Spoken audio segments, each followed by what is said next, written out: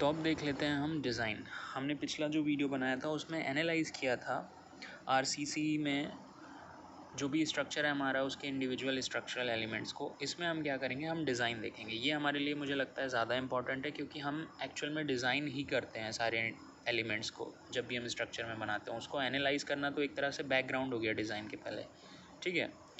तो आरसीसी में अब हम डिज़ाइन शुरू करते हैं। इसमें सबसे पहले क्या कहते हैं, हम देख लेते हैं बीम का डिज़ाइन, फिर उसके बाद स्लैब का डिज़ाइन देखेंगे, स्लैब, बीम, फिर कॉलम, फिर फाउंडेशन। तो इस तरह से शुरू करते हैं। अभी बीम में हमें पता है कि कई तरह की बीम होती हैं। सिंगली रेनफोर्स्ड बीम होती है, डबली रेनफोर्स्ड बीम होती है, टी बीम, एल बीम होती है। अब सिंगली रेनफोर्स्ड बीम तो मैंने आज तक देखी नहीं पावर ग्रिड में कभी उन्होंने यूज़ की हो सिंगली रेनफोर्स्ड बीम, ठीक है। हमेशा क्या करते हैं कि टॉप और बॉटम दोनों जगह रेनफोर्समेंट दे देते हैं। तो एक चीज़ तो ये है कि डबली रेनफोर्स्ड बीम ही लगती है।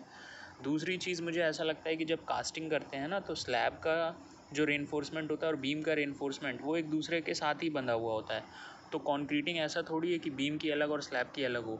वब जब कॉन्क्रीटिंग करते हैं तो बीम और स्लैब की साथ में करते हैं, तो मोनोलिथिक कंस्ट्रक्शन ही हो गया। तो शायद स्ट्रक्चर में हम एक्चुअली टी बीम और एल बीम का ही यूज़ करें, क्योंकि मोनोलिथिक कंस्ट्रक्शन में वो टी बीम और एल बीम की तरह बिहेव करेगी ना। तो इन चीज़ों को ध्यान में रखते हुए मुझे लगता है कि टी बीम और एल बीम का डिज़ाइन मेरे पास है नहीं सेपरेटली, सिर्फ सिंगली रेनफोर्स्ड और डबली रेनफोर्स्ड बीम का है। तो जितना है उतना सीख लेते हैं। टी बीम और एल बीम का बाद में देखेंगे कभी जब पढ़ेंगे तो शुरू करते हैं अब इस बैकग्राउंड के साथ, ठीक है। तो कॉन्सेप्ट ये है, सिंगली रेनफोर्स्ड बीम के साथ शुरू करते हैं। सिंगली रेनफोर्स्ड बीम में डिज़ाइन करने का कंसेप्ट क्या है? कंसेप्ट ये है कि सपोज़ मेरे पास कोई बीम है ना, अब बीम के ऊपर बाहर से कुछ लोड आ रहा है और बीम की अपनी कुछ स्ट्रेंथ है, ठीक है। तो बीम की स्ट्रेंथ इतनी होनी चाहिए ना कि वो एक्सटर्नली अप्लाइड लोड को ले ले। इतना सही तो कॉन्सेप्ट है कि बीम फेल ना हो, बीम पे जो लोड लग रहा है उससे ज़्यादा बीम की स्ट्रेंथ तो वो झेल जाएगी, आपका स्ट्रक्चर खड़ा रहेगा। बस इतना सा कंसेप्ट है। इसको अब टेक्निकल लैंग्वेज में कैसे लिखा जाता है कि design action less than equal to design strength. Design action यानी एक्सटर्नली जो लोड आ रहा है बीम के ऊपर, जो हम खड़े हैं जैसे स्ट्रक्चर के ऊपर, तो हमारा वेट जा रहा है, स्ट्रक्चर का खुद का वेट जा रहा है। तो जो लोड है वो गया design action, less than equal to design strength, मतलब बीम की अपनी कैपेसिटी। अब बीम के केस में डिज़ाइन एक्शन लिया किसको जाता है, मतलब बीम को हम डिज़ाइन करते हैं किसके लिए? तो बीम में इंपॉर्टेंट चीज़ होती है बेंडिंग मोमेंट, उसके लिए डिज़ाइन किया जाता है बीम को, ठीक है। तो वो डिज़ाइन एक्शन हो जाता है हमारा। और बीम के केस में डिज़ाइन स्ट्रेंथ क्या होगी? ऑब्वियसली इस बेंडिंग मोमेंट को रेजिस्ट करने की बीम की power, that is moment of resistance of beam. अच्छा, अब ज़रा इसको ऐसे एनालाइज करते हैं कि हाँ रुको मैं बताता हूँ एक एक करके। सपोज़ डिज़ाइन एक्शन की पहले बात करते हैं, यानी एक्सटर्नल लोड के कारण जो मोमेंट आ रहा है। तो अगर इस मोमेंट को आपको निकालना है तो इसके लिए क्या करना पड़ेगा? बीम पे जो लोड आ रहा है उस लोड को निकालोगे ना, बिना लोड के निकाले मोमेंट कैसे निकालोगे? और फिर लोड निकालना है तो लोड कितनी तरह के होंगे? बेसिकली डेड लोड और लाइव लोड तो कंसिडर करोगे ही आप। लाइव लोड तो चलो आपने कोड से देख के ले लिया, उसकी डायरेक्ट वैल्यू आपको मिल जाएगी, ठीक है, स्टैंडर्ड वैल्यू है। लेकिन डेड लोड के लिए क्या करोगे? डेड लोड यानी बीम का खुद का लोड ना, बीम का खुद का लोड यानी उसके वेट के कारण वो लोड आ रहा होगा। तो उसका वेट निकालने के लिए गामा इंटू वॉल्यूम करोगे। वॉल्यूम क्या होता है? एरिया इंटू लेंथ, यानी एक तरह से आपको डायमेंशन निकालनी पड़ जाएगी पूरे के पूरे क्रॉस सेक्शन की, मतलब बीम की लेंथ, ब्रेड्थ, डेप्थ कितनी होती है। तो लोड निकालने के लिए ये करना पड़ जाएगा, ठीक है। फिर इसका यूज़ करके एल इफेक्टिव निकाल के फिर आपका डिज़ाइन एक्शन निकल जाएगा। तो ये हुआ डिज़ाइन एक्शन निकालने के पीछे का कंसेप्ट। अब अगली चीज़ क्या हुई? डिज़ाइन स्ट्रेंथ को इसी तरह देख लेते हैं। डिज़ाइन स्ट्रेंथ में क्या है आपका? डिज़ाइन स्ट्रेंथ में जैसा मैंने बताया moment of resistance of beam की बात है। तो हमें ये पता है कि बीम को हमको अंडर रेनफोर्स्ड बनाना है, तभी वार्निंग मिलेगी अगर स्ट्रक्चर टूटेगा, क्योंकि अंडर रेनफोर्स्ड में स्टील पहले फेल करता है ना। तो वार्निंग मिल जाएगी इन केस स्ट्रक्चर फेल होगा भी, तो ऑक्यूपेंट्स जो है घर के बाहर जा सकते हैं। तो बीम अब मैक्सिमम अंडर रेनफोर्स्ड सेक्शन कब तक बनी रह सकती है? जब तक लिमिटिंग सेक्शन आप लोगे, यानी बैलेंस्ड सेक्शन लोगे। बैलेंस सेक्शन के बाद बीम ओवर रेनफोर्स्ड हो जाती है। तो हम मोमेंट ऑफ रेजिस्टेंस जो है बीम का, बीम की जो स्ट्रेंथ है उसे बैलेंस सेक्शन के लिए समझेंगे। अब ये तो हो गया कंसेप्ट आपका। अब हम देख लेते हैं डिज़ाइन स्टेप्स की, डिज़ाइन कैसे करेंगे, ठीक है, सिंगली रेनफोर्स्ड बीम को। अच्छा, तो देखो, बीम को डिज़ाइन करने का मतलब क्या होता है? बीम को डिज़ाइन करने का ये बेसिकली मतलब है ना कि भैया आप हमको ये बता दो कि बीम की लंबाई, चौड़ाई, डेप्थ कितनी रहेगी। तो हम उसी हिसाब से कंक्रीट का ढांचा बना लेंगे, फॉर्मवर्क लगा देंगे। और भाई ये बता दो हमको कि स्टील कितने कितने डायमीटर का कितना लंबा स्टील डालना है, ये हमको बता दो। तो अगर कोई आपको ये दो चीज़ें बता दे तो आप क्या करोगे? फॉर्मवर्क बनाओगे उसी डायमेंशन का, उसके अंदर स्टील का बार डालोगे और फिर कंक्रीट लगा के सेट कर दोगे, बन गई बीम। मतलब इंपॉर्टेंट चीज़ क्या है, कंक्रीट की क्वांटिटी और स्टील की क्वांटिटी निकालनी, यही है बीम का डिज़ाइन। अच्छा, कंक्रीट कितना चाहिए ये कैसा पता चलेगा, इसके लिए आपको बीम की लेंथ निकालनी पड़ेगी, ब्रेड्थ निकालनी पड़ेगी, डेप्थ निकालनी पड़ेगी। स्टील जो रिक्वायर्ड है वो कैसे पता चलेगा, उसके लिए कुछ नहीं, आप एक चीज़ तो निकालो, एरिया ऑफ स्टील। लेकिन सिर्फ एरिया ऑफ स्टील निकालने से काम नहीं चलेगा ना, आपको ये भी पता होना चाहिए कि कौन सा सरिया कहाँ पे डालोगे आप, ठीक है, कौन सा बार कहाँ पे डालोगे, वो भी तो एक चीज़ है जो पता होनी चाहिए, ठीक है। तो हाउ टू प्लेस स्टील और एरिया ऑफ स्टील, ये दोनों चीज़ें इंपॉर्टेंट हो जाएंगी। अच्छा, अब पहली चीज़ जो मैंने बोली थी कि कितनी कंक्रीट चाहिए, तो उसके लिए जो लेंथ, ब्रेड्थ और डेप्थ चाहिए, लेंथ आपको कैसे पता चल जाएगी। सपोज़ बीम की लेंथ निकालनी है, भाई वो बीम जो आप बनाओगे वो किसी कमरे के लिए ही बनाओगे ना, किसी रूम के लिए बनाओगे, तो आप पहले तो प्लान होगा आपके पास ना उस रूम का, तो प्लान अगर आप देखोगे तो उसमें लेंथ और ब्रेड्थ तो कमरे की पता चली जाएगी, तो लेंथ और ब्रेड्थ के अलॉन्ग ही तो बीम आएगी, तो वहाँ से आपको स्पैन ऑफ द बीम पता चल जाएगा, यानी बीम की लेंथ पता चलेगी। सपोज़ ये 3 मीटर बाई 4 मीटर का कमरा है, तो एक 4 मीटर के अलॉन्ग बीम लगेगी, एक 3 मीटर के अलॉन्ग, तो जो 3 मीटर साइड के अलॉन्ग लगेगी उसकी लेंथ 3 मीटर हो गई, जो 4 मीटर साइड के अलॉन्ग होगी उसकी 4 मीटर लग गई, तो लेंथ पता चल गया। ब्रेड्थ क्या होती है, जनरली ब्रेड्थ अगर आपको नहीं गिवन हो तो जितनी भी बीम की डेप्थ होती है उसका आधा लिया जाता है ब्रेड्थ को, ठीक है, राइट। बीम डेप्थ में ज़्यादा होती है, विड्थ में कम होती है, क्यों, जितनी ज़्यादा डेप्थ होगी उतना ज़्यादा वो रेजिस्ट कर पाएगी, अगर आप स्ट्रेस डिस्ट्रीब्यूशन कर्व देखोगे तो, ठीक है। और डेप्थ कैसे निकलती है, डेप्थ दो तरह से निकलती है। डेप्थ के लिए आप स्ट्रेंथ क्राइटेरिया और स्टिफनेस क्राइटेरिया दोनों का यूज़ करते हो। कंसेप्ट ये है कि पहले स्टिफनेस यानी सर्विसिबिलिटी का यूज़ करके आप डेप्थ निकालते हो, कैसे, L/D रेशियो का यूज़ करोगे, तो वहाँ से ये पक्का हो जाएगा कि कम से कम बीम आपकी सर्विसिबिलिटी में नहीं फेल होगी। फिर आप पूरी अपनी कोशिश इस चीज़ में लगा दोगे कि बीम स्ट्रेंथ में ना फेल हो, ठीक है, कोलैप्स ना करे, तो फिर उसके लिए आप बेंडिंग मोमेंट चेक करते हो। मतलब लेंथ आपको प्लान से मिल गई, ब्रेड्थ आपको पता है डेप्थ का आप होनी है, तो पूरी चीज़ आके किस पे रुक गई, डेप्थ पे, कि आपको बीम की किसी तरह डेप्थ निकालनी है। डेप्थ कैसे, स्ट्रेंथ और स्टिफनेस क्राइटेरिया पे। स्टिफनेस क्राइटेरिया के लिए L/D रेशियो निकाल लो और स्ट्रेंथ क्राइटेरिया के लिए बेंडिंग मोमेंट चेक कर लो, ठीक है। अब आ जाओ, अब हम देख लेते हैं। तो अभी इससे पहले कि मैं मेन स्टेप्स शुरू करूं, मैं आपको ये बता देता हूं कि हम बेसिकली करेंगे क्या। स्टेप्स ढेर सारे हैं, तो जैसा मैंने बताया कि सबसे पहले तो आप क्या करोगे, कंक्रीट कितना चाहिए वो निकालना है ना। कंक्रीट कितना निकालने के लिए लेंथ, ब्रेड्थ और डेप्थ, तो लेंथ और ब्रेड्थ आसानी से निकल गई, डेप्थ की ही सारी कैलकुलेशन है। तो शुरू के 5 स्टेप, स्टेप 1 2 3 4 5, ये पूरे लग जाएंगे आपके सिर्फ बीम की डेप्थ निकालने में। तो एक बार डेप्थ निकल गई तो आपका कंक्रीट निकल जाएगा लेंथ, ब्रेड्थ, डेप्थ से। देन अगली चीज़ हो जाएगी स्टील निकालना, तो स्टेप 6 से लेके 8 तक, 6 7 8 ये सारे लग जाएंगे स्टील की क्वांटिटी और उसकी डिटेलिंग करने में। उसके बाद जो बचे हुए स्टेप हैं वो फिर हो जाएंगे सेकेंडरी चीज़ों के लिए। अभी तक आपने बेंडिंग मोमेंट, स्ट्रेंथ और स्टिफनेस के लिए बीम को डिज़ाइन कर लिया। अब आप ये देखोगे कि बीम आपकी शेयर में तो नहीं फेल कर जा रही, बॉन्ड तो ठीक ठाक है, टॉर्शन में तो नहीं फेल कर जा रही। तो ये हो गया बेसिकली 3 चीज़ें। तो आपने बेंडिंग मोमेंट के लिए डिज़ाइन कर लिया और शेयर, बॉन्ड और टॉर्शन के लिए चेक कर लिया, ठीक है। अच्छा, अब हम आ गए स्टेप के, आपके पास बैकग्राउंड आ गया पूरा। अब हम स्टेप पे चलते हैं। स्टेप में क्या है देखो, सबसे पहले बीम का स्पैन आपको पता चल जाएगा रूम के साइज़ से। अब सबसे पहली चीज़ आपको क्या करनी है, लेंथ, ब्रेड्थ एंड डेप्थ। तो लेंथ और ब्रेड्थ का कोई इशू नहीं है, लेंथ और ब्रेड्थ आपको पता चल जाएगी, डेप्थ का पता होना चाहिए। डेप्थ के लिए क्या है, दो चीज़ है, पहला आप स्टिफनेस से निकालो, दूसरा आप क्या करो, स्ट्रेंथ क्राइटेरिया से निकालो। स्टिफनेस के लिए L/D रेशियो और स्ट्रेंथ के लिए बेंडिंग मोमेंट चेक। अब स्टिफनेस को पहले देखते हैं। तो स्टिफनेस के लिए IS कोड में डायरेक्ट आपको लिखा हुआ है, ठीक है। स्टिफनेस मतलब क्या है, स्टिफनेस मतलब कि बीम डिफ्लेक्शन क्राइटेरिया में ना फेल कर जाए। डिफ्लेक्शन क्राइटेरिया में फेल करने का मतलब, सपोज़ बीम आपने बना दी स्ट्रक्चर की, अब वो आपका स्ट्रक्चर नहीं फेल हो रहा है पर बीम इतनी ज़्यादा डिफ्लेक्ट हो गई, उसमें मतलब 3-4 सेंटीमीटर का डिफ्लेक्शन आ गया कि अंदर जो आदमी बैठा हुआ है उसे हर वक्त डर लग रहा है कि ये बीम टूट ना जाए। तो ऑक्यूपेंट जो है उसकी मतलब उसकी मेंटल हेल्थ पे बुरा असर नहीं पड़ना चाहिए ना स्ट्रक्चर का, उसे ऐसे डर में थोड़ी जीने दोगे आप स्ट्रक्चर में। तो इसलिए आप करते हो ये सर्विसिबिलिटी का चेक। तो इसके लिए क्या है, कोड में डायरेक्ट प्रोविज़न दिया हुआ है। क्या प्रोविज़न है, प्रोविज़न ये है कि अगर आप लेंथ टू डेप्थ रेशियो को कंट्रोल कर लो तो आपका डिफ्लेक्शन ज़्यादा नहीं होने पाएगा। कैसे, देखो ये बीम की लंबाई है और ये बीम की डेप्थ है, ठीक है। तो ऐसा ना हो कि आपकी लंबाई आपने इतनी रखी और बीम को इतना ज़्यादा डीप कर दिया कि अब क्या है, वो आप जितना ज़्यादा डेप्थ बढ़ाओगे उतना ज़्यादा वेट बढ़ जाएगा बीम का, तो अपने ही भार के अंदर ऐसा बेंड ना कर जाए। तो इसलिए एक सर्टेन लेंथ के लिए एक सर्टेन डेप्थ ही रखो, तो आपका क्या होगा, उससे ये इंश्योर हो जाएगा कि बीम बहुत ज़्यादा डिफ्लेक्ट नहीं करने पाएगी। समझ में आ गया ये कंसेप्ट। अच्छा, अब देखते हैं कोड क्या कहता है। कोड ये कहता है कि L/D रेशियो को आप 7, 20 या 26 ले सकते हो। तो क्वेश्चन ये है मैं क्या चूज़ करूँ। तो उसका आंसर ये है, वो इस पर डिपेंड करेगा कि बीम आप किस टाइप की डिज़ाइन कर रहे हो। अगर आप कैंटिलीवर बीम बना रहे हैं तो L/D रेशियो को 7 लीजिए। सिंपली सपोर्टेड बीम के लिए L/D रेशियो 20 हो जाएगा और कंटिन्यूस बीम के लिए आप L/D रेशियो को 26 मान सकते हो। ठीक है, अब देखो L क्या है, स्पैन। स्पैन तो आपको पता चल गया रूम के प्लान से, और ये रेशियो आप इसमें से सपोज सिंपली सपोर्टेड बीम बनानी है तो 20 चूज़ कर लिया, तो अब यहाँ से डेप्थ आ जाएगी ना, तो ये आ गई D1। D1 मतलब सपोज़ ये आ गई 200 mm।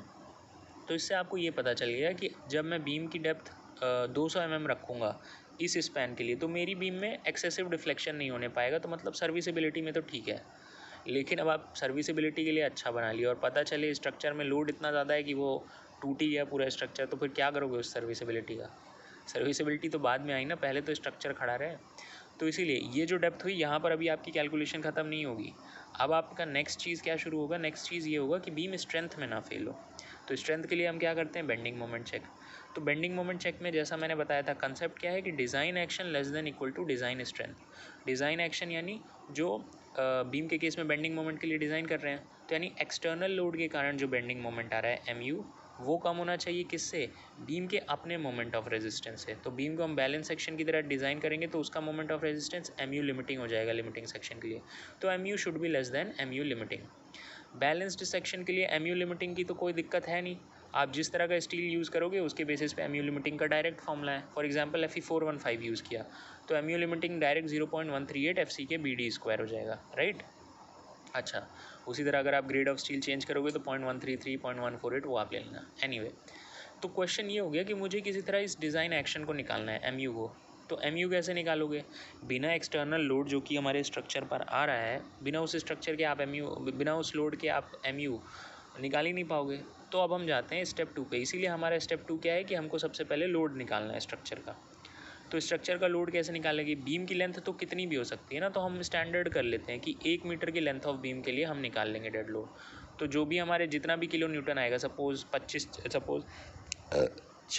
30-40 किलो न्यूटन जितना भी है, तो वो 30-40 किलो न्यूटन पर मीटर के हिसाब से हम निकाल लेंगे। ठीक है, तो इसीलिए हमने 1 मीटर लेंथ ली बीम की। अब इस पे लोड निकालते हैं। लोड क्या हो सकता है? Dead load, live load, wind load, earthquake load, कितना भी हो सकता है। हम जाते हैं सबसे बेसिक चीज़ के लिए कि डेड लोड और लाइव लोड तो लगना ही है। विंड लोड और अर्थक्वेक लोड बिकम प्रोमिनेंट जब आप बहुत हाई राइज बिल्डिंग के लिए जाते हो, और उसमें ज्योग्राफी भी इंपॉर्टेंट है कि फॉर एग्जांपल विंड लोड के लिए ये है कि जिस जगह पे हो वहाँ पे विंड स्पीड कितनी है। अगर विंड स्पीड ज़्यादा है तो आप डिज़ाइन करो। अर्थक्वेक लोड के लिए भी आप ये देखते हो कि जोन कैसा है, मतलब जिस जोन में आपका स्ट्रक्चर है, अगर वो रिस्की जोन है, जोन 3 जोन 4 में लाई कर रहा है, तो एब्सोल्युटली डिज़ाइन करना ही पड़ेगा। अभी तो शायद सारे ही स्ट्रक्चर को अर्थक्वेक के लिए भी डिज़ाइन करते हैं, बट एनीवेज, तो विंड लोड अर्थक्वेक लोड को थोड़ा हम हटाते हैं। अभी हम बस समझते हैं कि डिज़ाइन करना कैसे है, बाद में हम इनकॉर्पोरेट कर लेंगे एक बार डिज़ाइन समझ गए तो ठीक है। डेड लोड और लाइव लोड कैसे निकालेंगे? डेड लोड यानी बीम का खुद का वेट। बीम का खुद का वेट क्या होगा? Gamma into area of the cross section.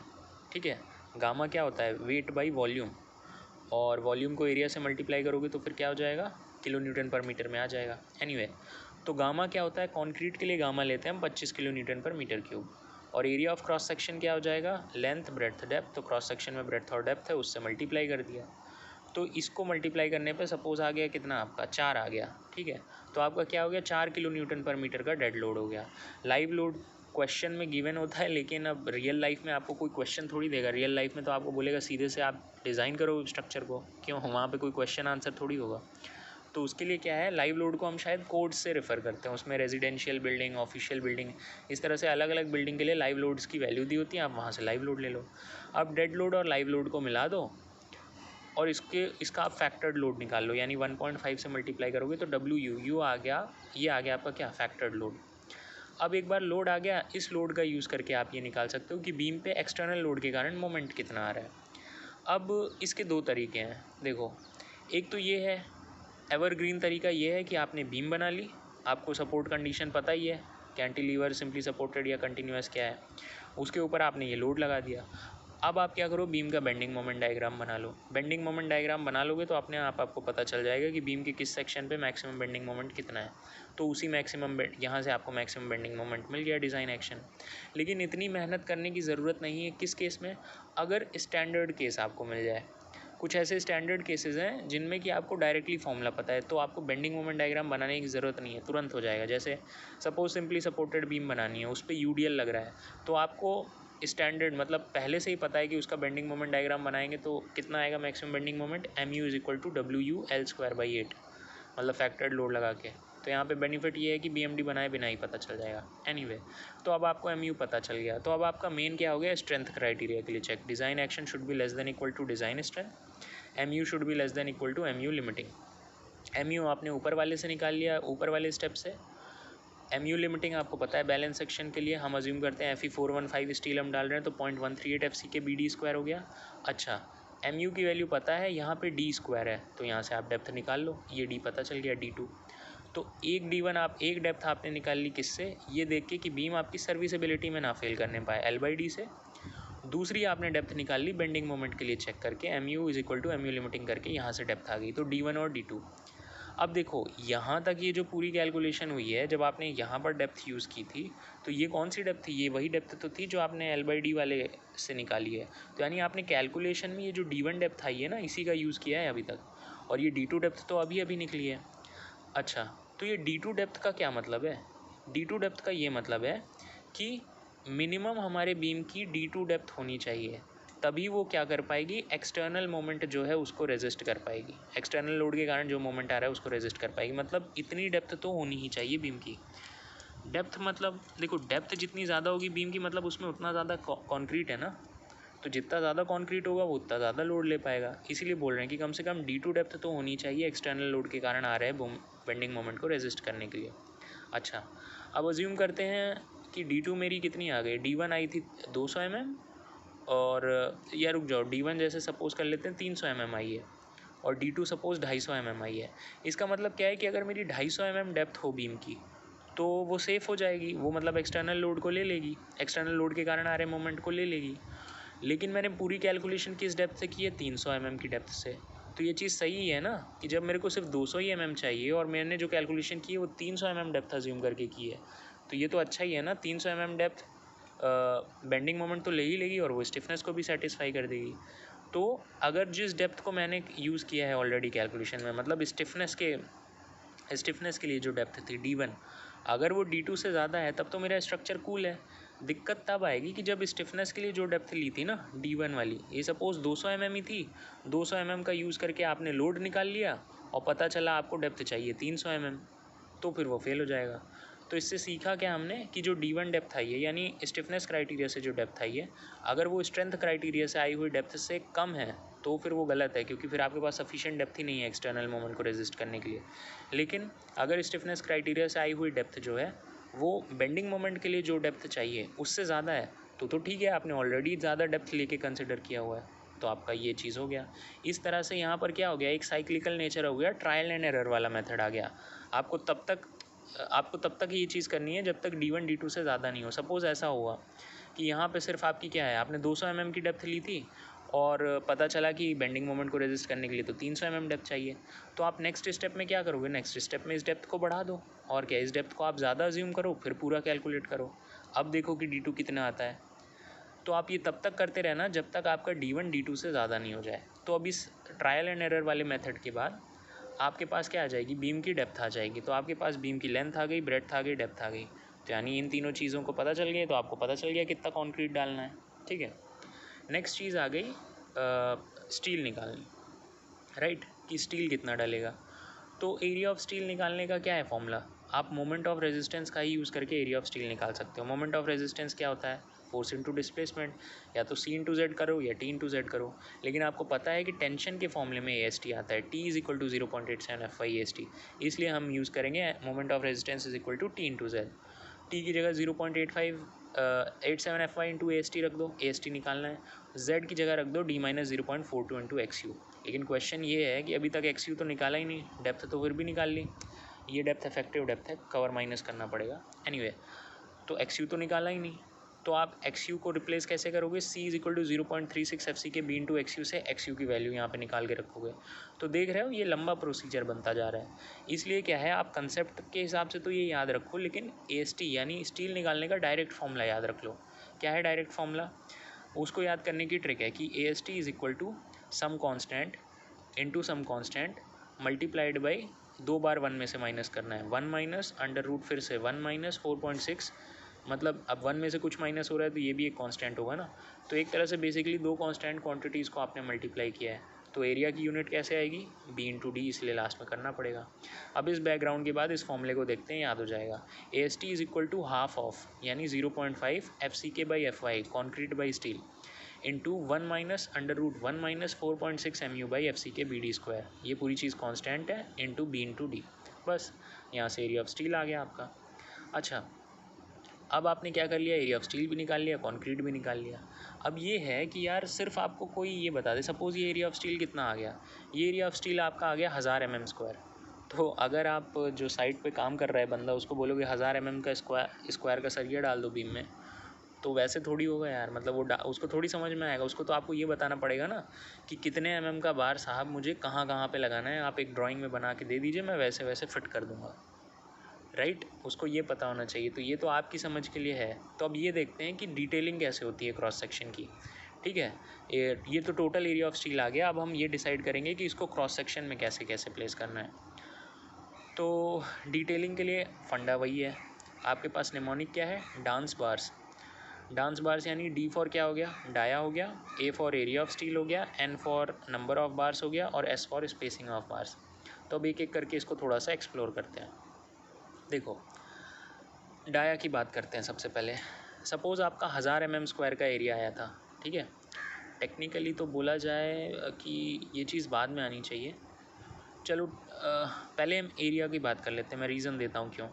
Area इसलिए कि आपने एरिया ऑफ स्टील एक निकाल लिया है, ठीक है, लेकिन आपने कुछ कैलकुलेशन की है, उससे सपोज़ आपका 1000 mm² एरिया आया, लेकिन ये जो एरिया ऑफ स्टील होना चाहिए ये बड़ा ध्यान से आपको डालना है ना। ऐसा ना करो आपकी एरिया ऑफ स्टील इतना ज़्यादा डाल दो कि सेक्शन आपका क्या कहते हैं ओवर रेनफोर्स्ड बन जाए, ठीक है। और ऐसा भी मत करो कि एरिया ऑफ स्टील इतना कम है कि स्टील की डक्टिलिटी का आप यूज़ ही नहीं उठा पा रहे, ठीक है।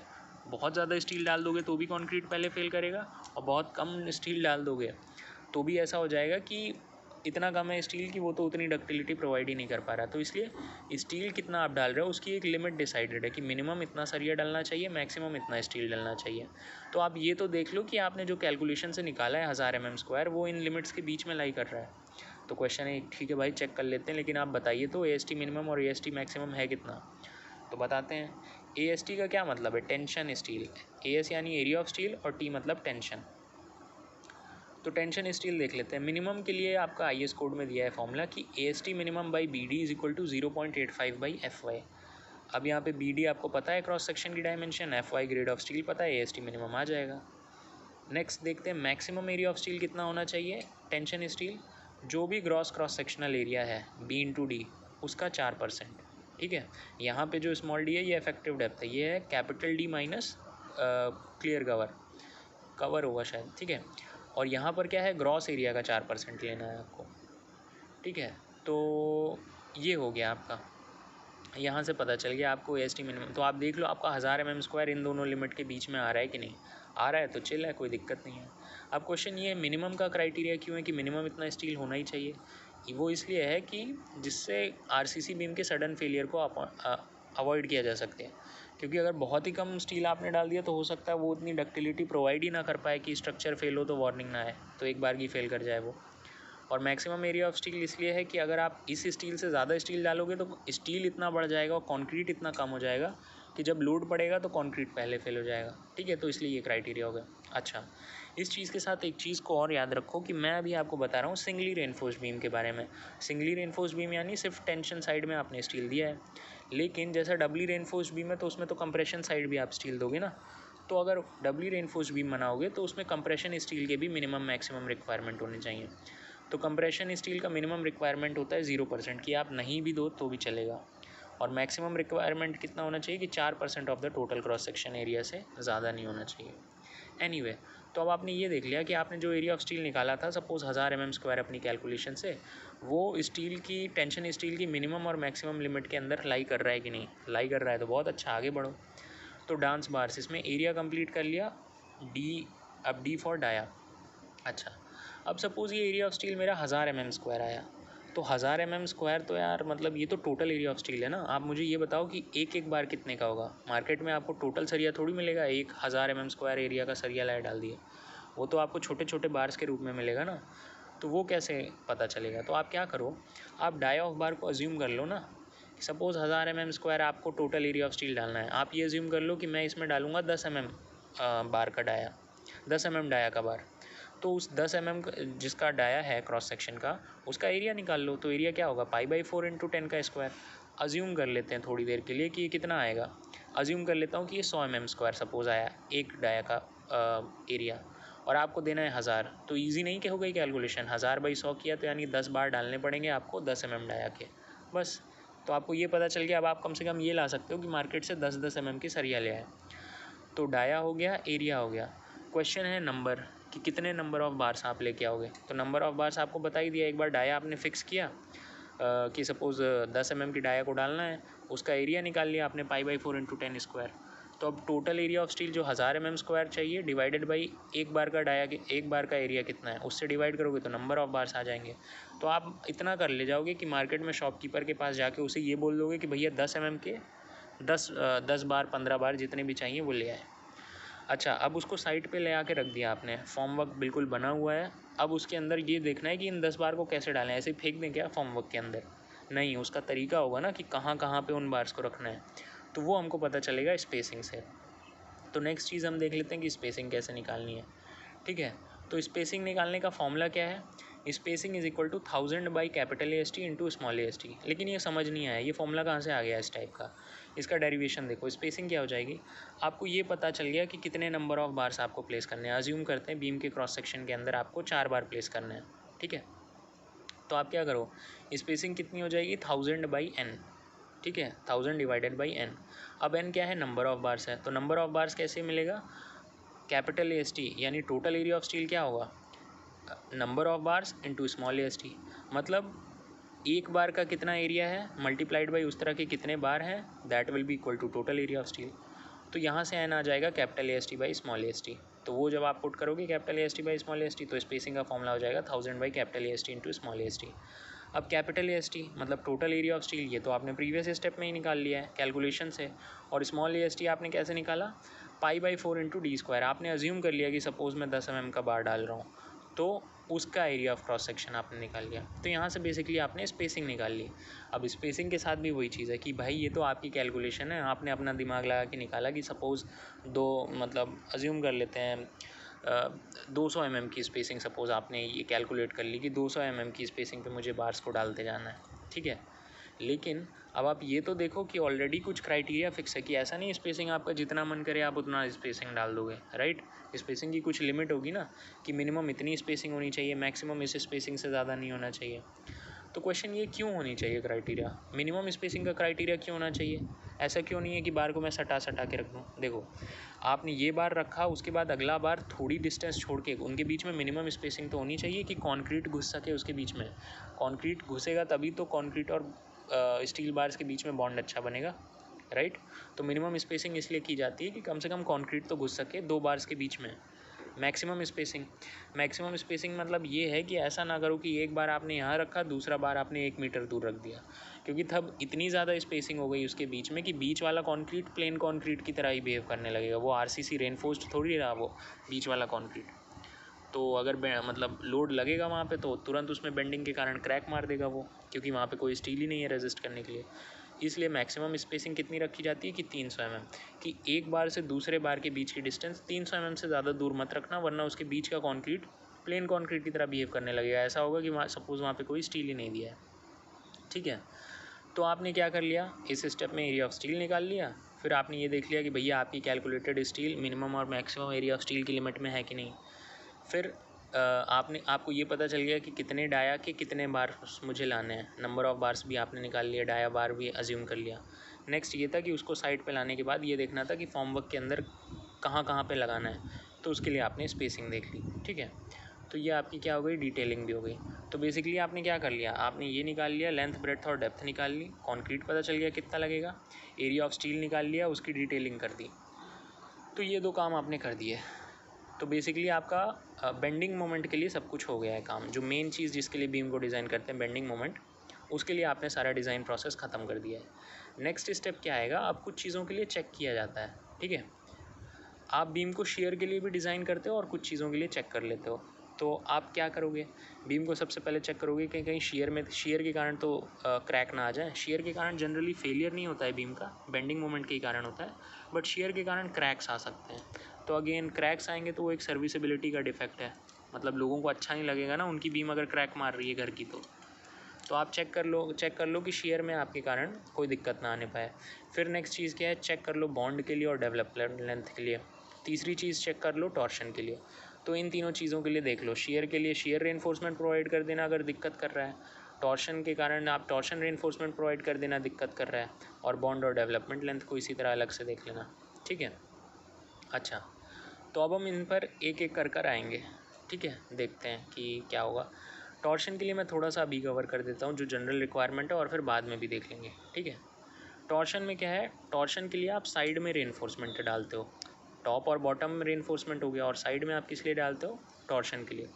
कब डालोगे टॉर्शन के लिए, जब बीम की डेप्थ 750 mm से ज़्यादा हो जाए। 750 mm से ज़्यादा हो गई तो साइड में भी डाल देना थोड़ा सा, ठीक है, जिससे टॉर्शन ना हो। अच्छा, लेकिन एक क्राइटेरिया तब भी, ये तो तब है, देखो ये नॉर्मल केस के लिए है कि डेप्थ 750 mm से ज़्यादा है तो तब टॉर्शन रेनफोर्समेंट डाल देना। नॉर्मल केस मतलब कि जनरली बीम पे टॉर्शन मोमेंट नहीं लगता। अब बीम ऐसे डली हुई है तो उसको ऐसे कौन ही घुमाएगा। लेकिन सपोज़ आपने एक केस ऐसा अज्यूम कर लिया कि हमने ऐसी जगह बीम दी है जहाँ पे वो ऐसे भी घूम रही है, उसका क्रॉस सेक्शन यानी टॉर्शन लग रहा है, तो उसमें मजबूरन अगर डेप्थ आपकी 450 mm से भी ज़्यादा हो रही है तो आपको टॉर्शन रेनफोर्समेंट देना पड़ जाएगा। एनीवे, तो अब फिर से वही चीज़ आ गई कि साइड फेस रेनफोर्समेंट में कितना एरिया ऑफ स्टील दोगे। तो उसके लिए भी स्पेसिफिकेशन है कि जो भी आपके वेब का क्रॉस सेक्शन है ना, उसका आप 0.1% दे देना, ठीक है।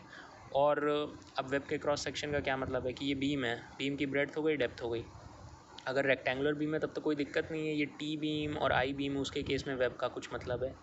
एनीवे, रेक्टेंगुलर बीम है तो ब्रेड्थ इंटू डेप्थ किया, उसका 0.1% लिया।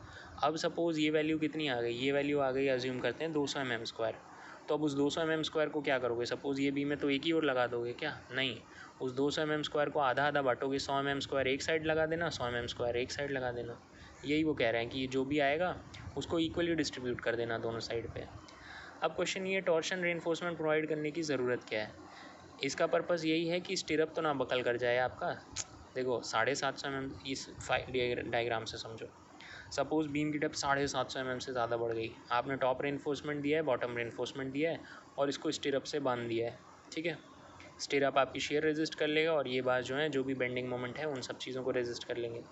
लेकिन अगर ये 750 mm हो गया है तो आप यहाँ पे उस स्टिरअप का सोचो। स्टिरअप की जनरली डाई आप 6 mm 8 mm इससे ज़्यादा नहीं रखते हो। अब वो 8 mm जैसा पतला सा सरिया आपने डाल दिया है 750 mm की लेंथ के लिए, तो अब वो आसानी से बकल नहीं कर जाएगा। तो इसलिए उस बकलिंग को अवॉइड करने के लिए आपने क्या कर दिया, बीच बीच में बार्स डाल दिए, इधर भी, टॉर्शनल रेनफोर्समेंट के रूप में। यही हो गया इसका यूज़।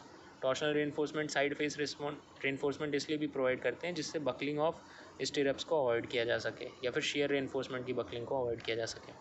एनीवे, ये मैंने जनरल बताया है।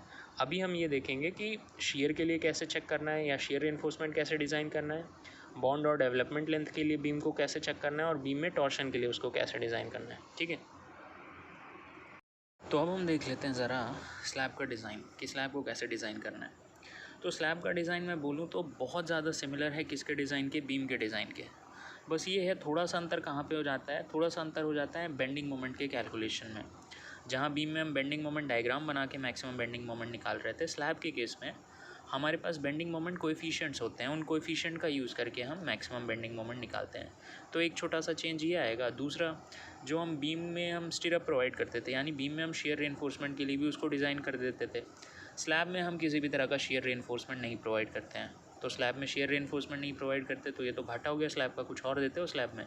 तो हाँ, स्लैब में हम डाल देते हैं डिस्ट्रीब्यूशन बार आपके बीम में नहीं पड़ते, ठीक है।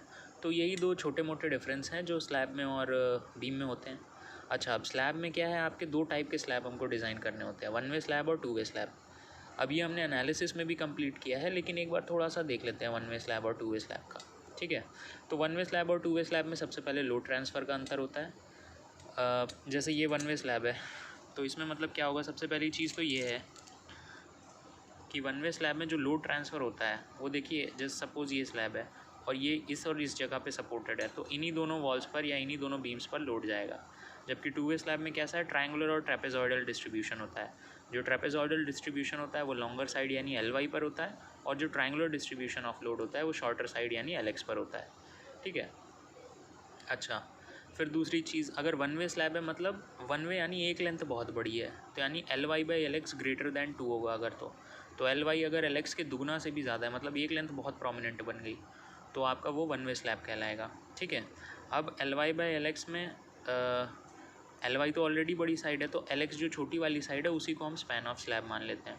लेकिन टू वे स्लैब की अगर हम बात करें तो LY/LX अगर लेस दैन इक्वल टू 2 है तो उसको आप टू वे स्लैब कहते हो। ठीक है। LY आपका लॉन्गर स्पैन हो जाता है और LX आपका शॉर्टर स्पैन हो जाता है। ठीक है। अच्छा, तो यहाँ पे दोनों ही साइड कंपेरेबल हैं, तो दोनों ही प्रोमिनेंट है, यहाँ पे वैसा स्पैन लेने की ज़रूरत है नहीं आपको। अच्छा, नेक्स्ट क्या है, वन वे स्लैब क्या होगा, वो सिर्फ एक ही डायरेक्शन में बेंड करता है। ठीक है। इसीलिए इसको आप सिर्फ और सिर्फ स्पैनिंग डायरेक्शन यानी LX के लिए डिज़ाइन करते हो। MU = WU/LX²/8। जबकि टू वे स्लैब की बात करें तो टू वे यानी वो दोनों डायरेक्शन में बेंड करता है, इसलिए दोनों डायरेक्शन में ही आप मोमेंट निकालते हो। कौन सा डायरेक्शन, एक X डायरेक्शन होगा, एक Y डायरेक्शन, तो MUX और MUY। अच्छा, अगली चीज़ क्या हो गई, मेन टेंशन रीइंफोर्समेंट। क्योंकि शॉर्टर स्पैन के ही अलॉन्ग इसको डिज़ाइन कर रहे हो, तो main steel one way slab में हम शॉर्टर डायरेक्शन के ही पैरेलल डालते हैं, और डिस्ट्रीब्यूशन स्टील को मेन टेंशन स्टील के परपेंडिकुलरली डाल देते हैं। टॉर्शन रीइंफोर्समेंट को कंटिन्यूस एजेस डिसकंटिन्यूस एजेस पे प्रोवाइड करते हैं। जबकि टू वे स्लैब में, क्योंकि वो टू वे स्लैब है, तो आपने दोनों डायरेक्शन X और Y डायरेक्शन में निकाला है मोमेंट, तो इसीलिए दोनों ही डायरेक्शन में आपका मेन रीइंफोर्समेंट आएगा उस मोमेंट को रेजिस्ट करने के लिए। इसलिए डिस्ट्रीब्यूशन स्टील देने की जगह ही नहीं है, आपने ऐसे भी दे दिया और ऐसे भी मेन स्टील दे दिया, तो टू वे स्लैब में डिस्ट्रीब्यूशन स्टील देने की ज़रूरत ही नहीं है। जो टॉर्शनल रीइंफोर्समेंट है उसको वन वे स्लैब की तरह डिसकंटिन्यूस एज पे प्रोवाइड करेंगे। ठीक है। वन वे स्लैब आपका इकोनॉमिकल होता है छोटी डिस्टेंस के लिए, दैट इज़ 3.6 मीटर के लिए। अगर आपको बड़े बड़े पैनल्स, लेकिन आप टू वे स्लैब को बड़े बड़े पैनल के लिए भी यूज़ कर सकते हो, for example 6x6 metre square के लिए भी। तो यहाँ हमने जल्दी से कवर कर लिया वन वे और टू वे स्लैब के बीच का डिफरेंस। अब हम यहाँ से शुरू कर सकते हैं वन वे स्लैब का डिज़ाइन। तो जैसा मैंने बताया, it is quite identical to beam. तो अब देखते हैं कैसे होगा।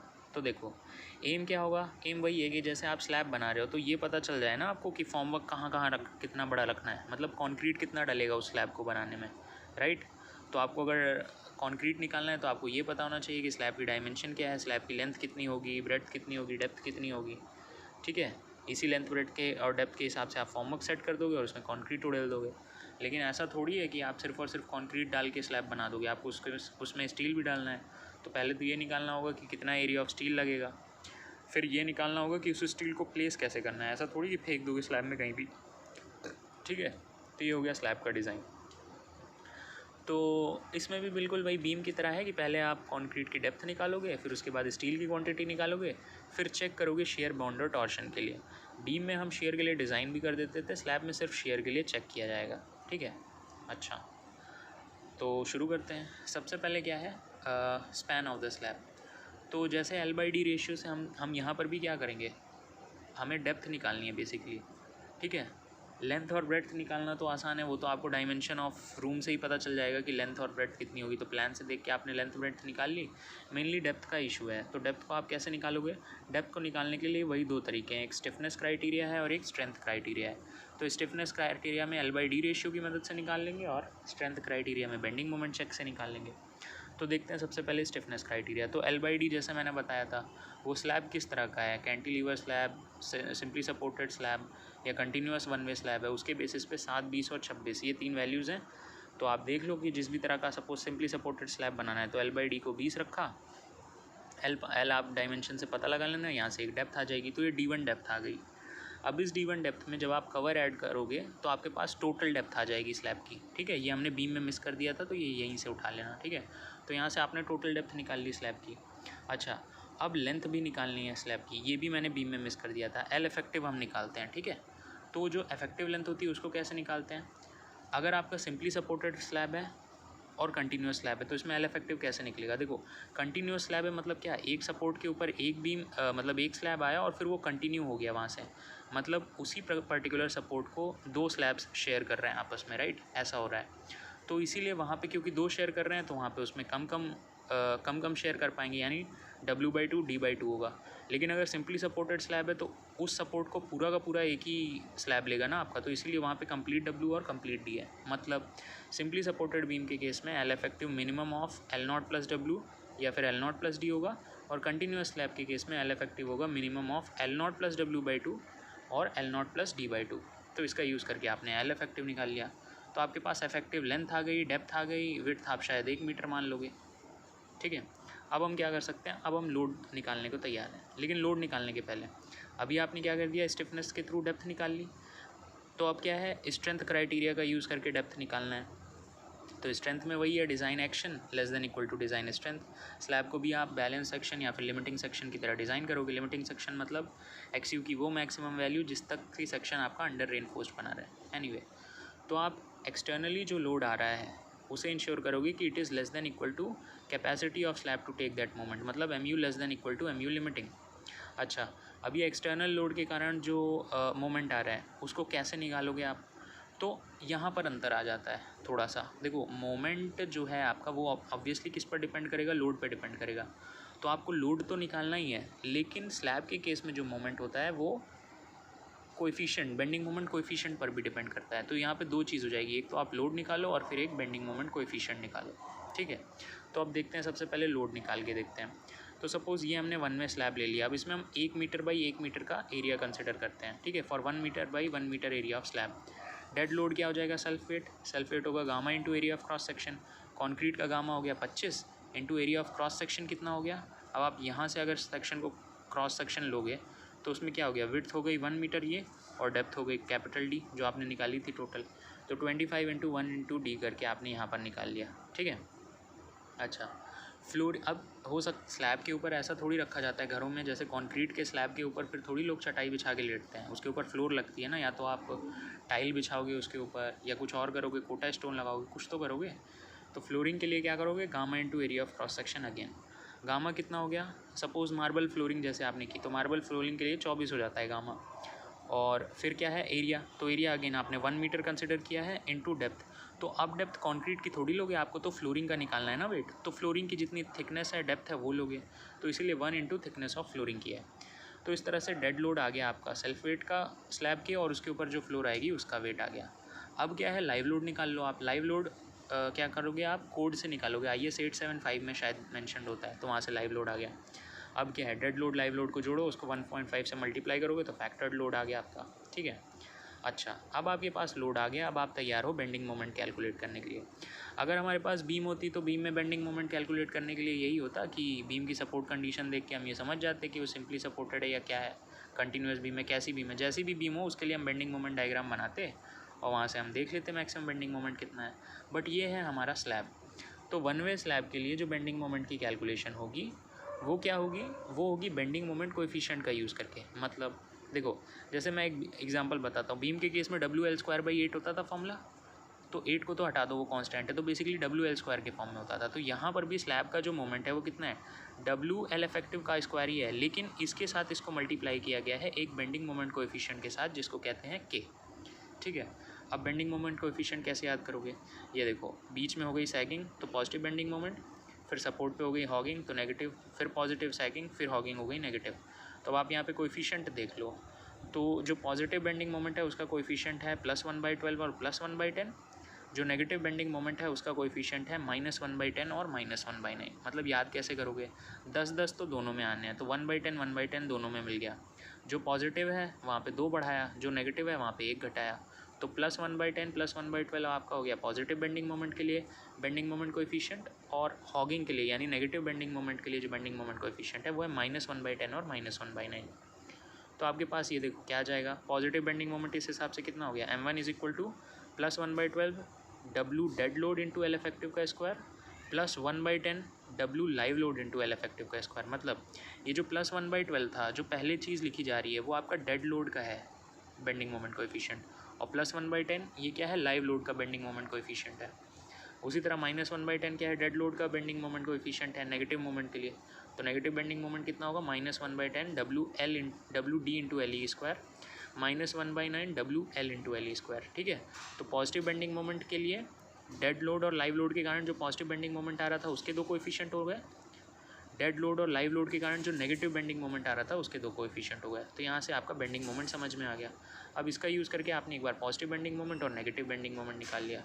अब पॉजिटिव और नेगेटिव बेंडिंग मोमेंट में से भी जो वर्स्ट केस है, मतलब जो बेंडिंग मोमेंट ज़्यादा है, आप उसको चूज़ कर लो, क्योंकि अगर ज़्यादा वाले को रेजिस्ट कर लोगे तो कम वाला तो ऑटोमेटिकली रेजिस्ट हो जाएगा। तो इन दोनों में से हमने मैक्सिमम बेंडिंग मोमेंट सेलेक्ट कर लिया।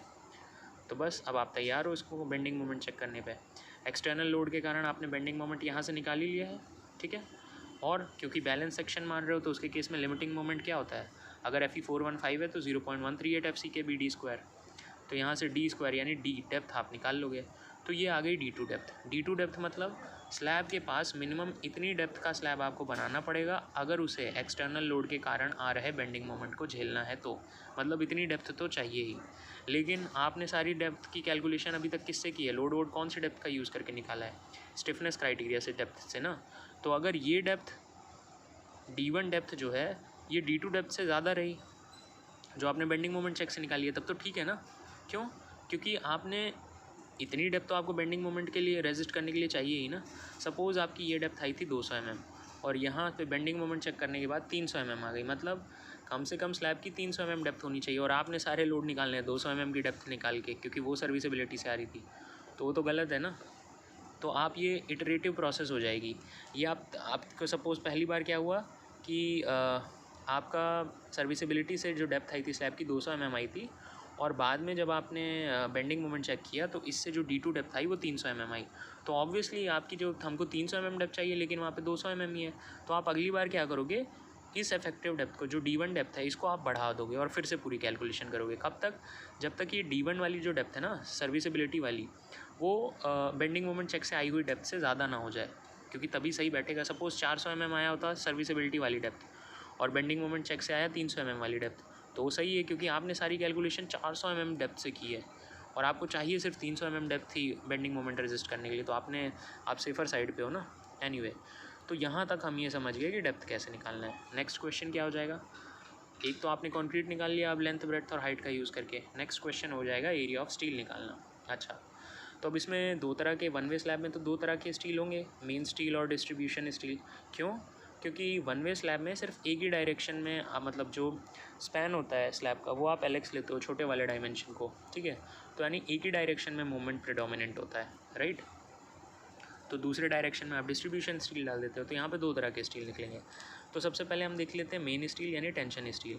तो एरिया ऑफ स्टील निकालने का वही जो बीम में फॉर्मूला था, moment of resistance is equal to T/Z use करेंगे, C/Z नहीं यूज़ करेंगे। क्यों? क्योंकि टेंशन होती है 0.87 FY/AST, तो यहीं से ST निकलेगा।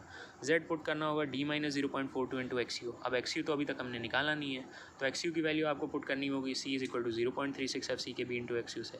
बट ये प्रोसेस बहुत लंबा है, तो इसलिए आप AST का डायरेक्ट फॉर्मूला याद कर लो जब इन सारी चीज़ों को इसमें पुट कर दिया जाए। तो क्या होगा डायरेक्ट फॉर्मूला, अगेन वही AST is equal to some constant into other constant into bracket में 1 में से दो बार चीज़ें माइनस करनी है, 1 माइनस √1 माइनस सम कांस्टेंट। तो अभी तक तो पूरा कांस्टेंट इंटू कांस्टेंट ही रहा, तो एरिया की डायमेंशन कैसे आएगी, लास्ट में B/D से मल्टीप्लाई कर दो। मतलब AST का फॉर्मूला क्या हो गया, 0.5 into FCK/FY that is concrete by steel into 1 minus √1 minus 4.6 MU/FCK BD square into BD।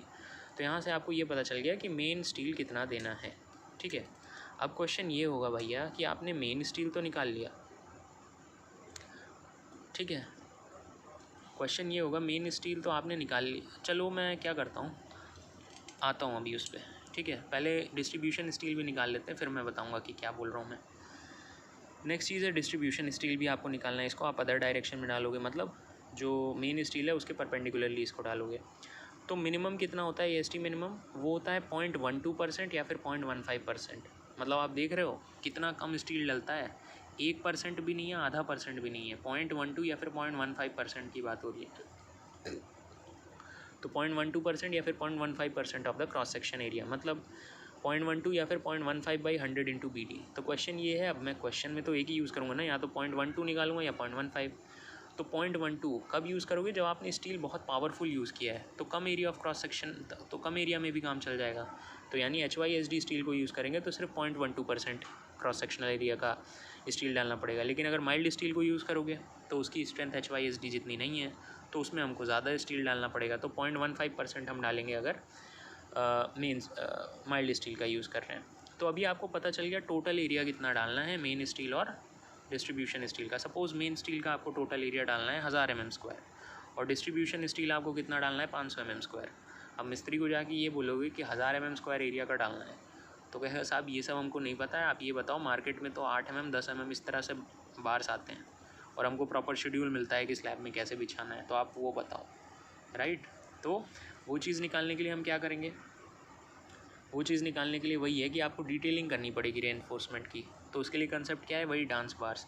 Dance bars मतलब DANS, स्पेलिंग चेंज हो जाएगी डांस की। D for dia, A for area of steel, N for number of bars और S for spacing of bars, ठीक है। तो सबसे पहले डाया ऑफ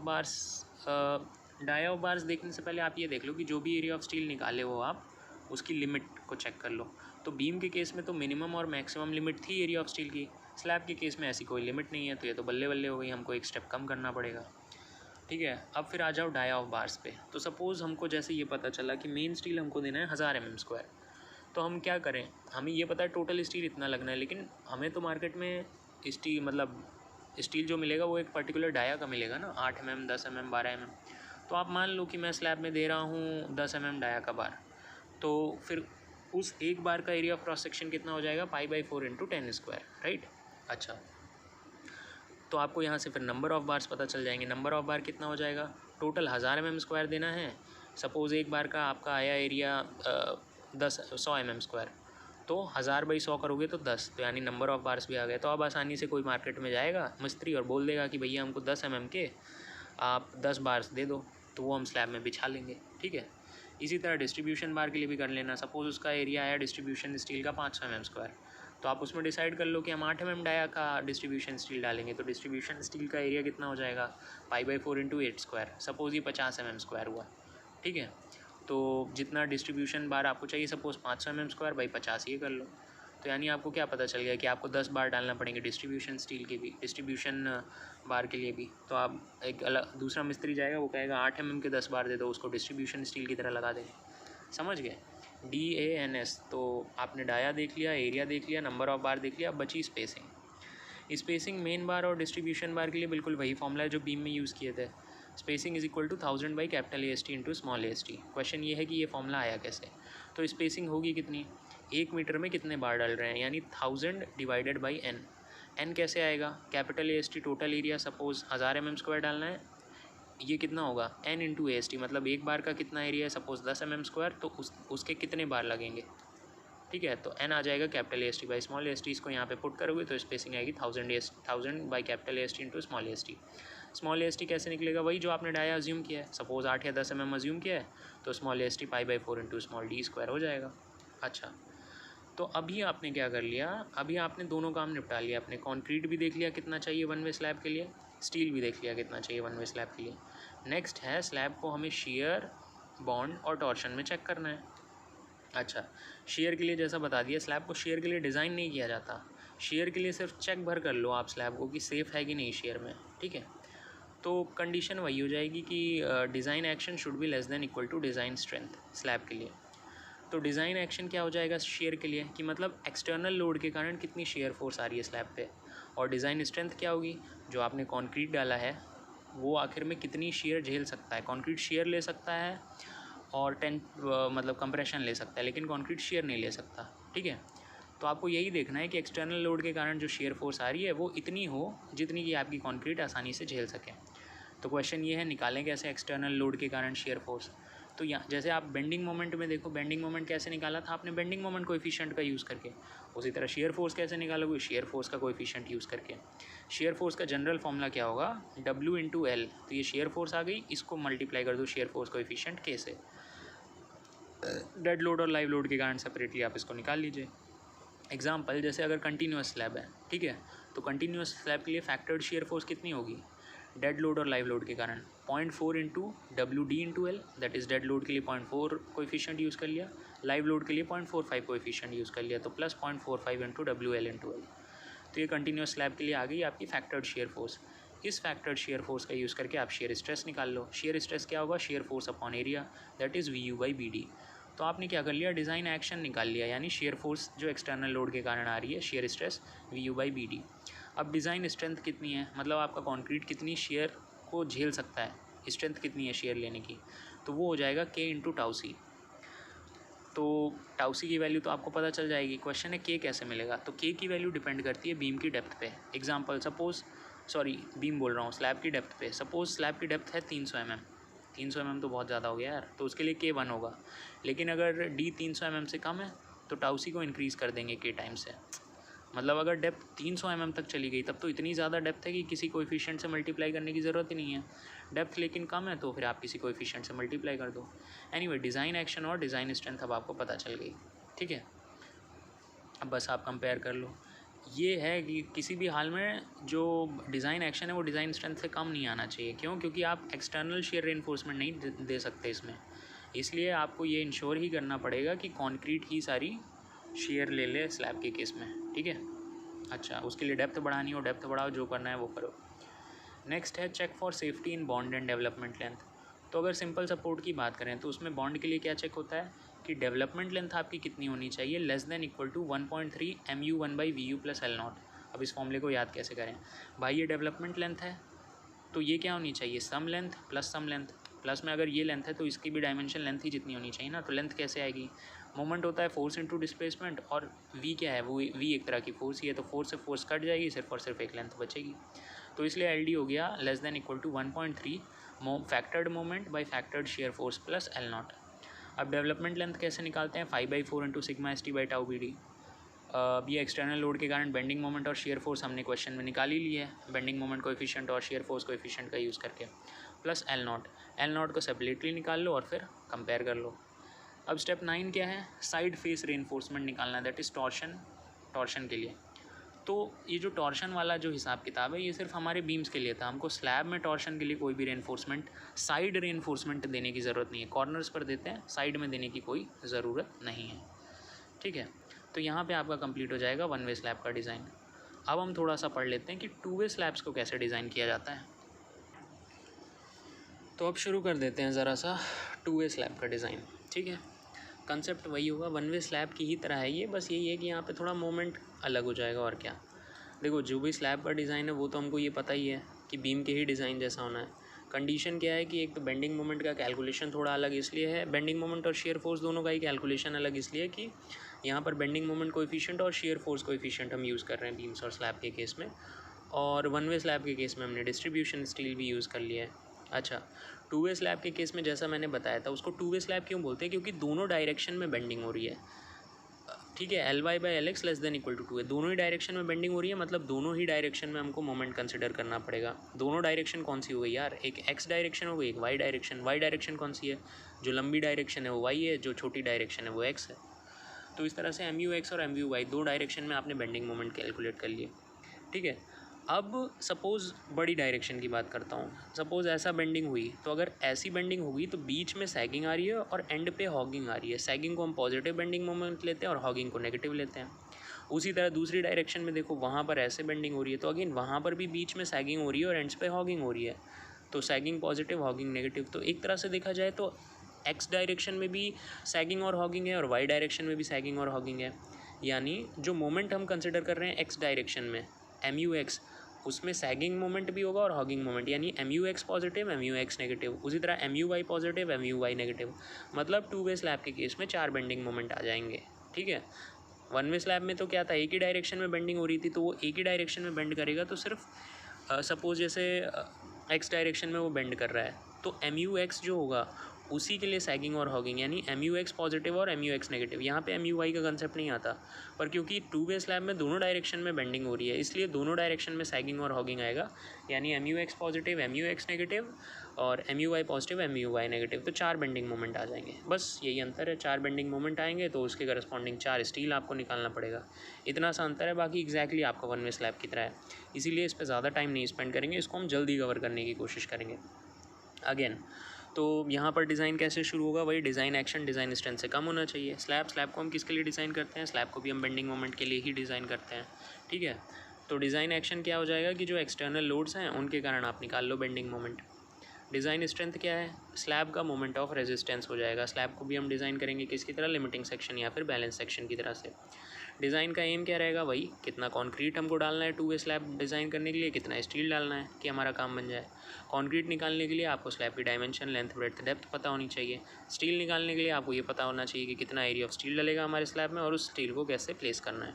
ठीक है, तो कंसेप्ट क्या हो जाएगा, सबसे पहले शुरू में हमारा स्टेप पूरा जाएगा। कंक्रीट की लेंथ ब्रेड्थ निकालने में कोई दिक्कत नहीं है, डेप्थ निकालने में इशू है, तो डेप्थ निकालने में इशू जाएगा, जिसमें आप स्टिफनेस और स्ट्रेंथ क्राइटेरिया का यूज़ करोगे, फिर एरिया ऑफ स्टील निकालोगे, फिर चेक करोगे शियर बॉन्ड और टॉर्शन के लिए, जो कि हमेशा से चलता है बीम और स्लैब के केस में। तो अब शुरू करते हैं। सबसे पहले क्या है, हमको डेप्थ निकालनी है। लेंथ और ब्रेड्थ तो हम निकाल लेंगे, कॉन्क्रीट निकालना है ना, कॉन्क्रीट की लेंथ ब्रेड्थ और डेप्थ निकालनी है, तो उसमें क्या है, लेंथ और ब्रेड्थ हम निकाल लेंगे, डेप्थ की बात है।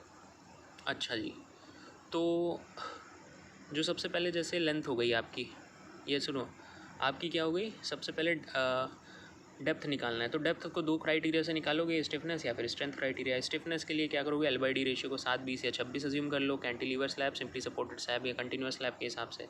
यहाँ पे L आपको पता चल जाएगा डायमेंशन से, D यहाँ से आ गया, ये आ गया D1।